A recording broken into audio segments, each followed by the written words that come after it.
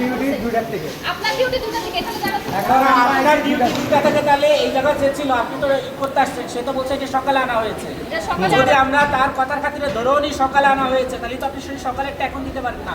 আর ফ্রিজের যে অবস্থা দেখলাম, ফ্রিজ তো নষ্ট, সেই জায়গায় এনে সকালে এনে পচায় তারপর আপনি শিক্ষার্থীদের খাওয়াচ্ছেন।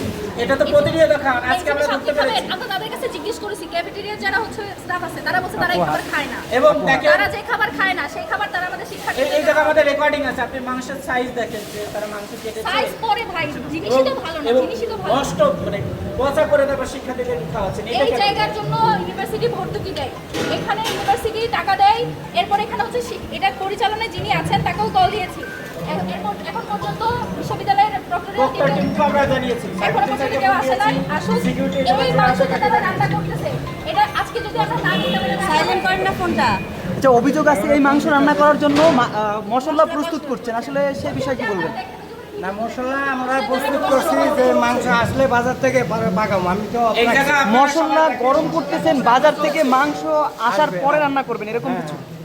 এটা কি আদৌ সম্ভব? মাংস আসার পর মাংস আনা বাজারে গিয়ে উনি আনতে গেছে। মাংস আনার আগে মশলা কেন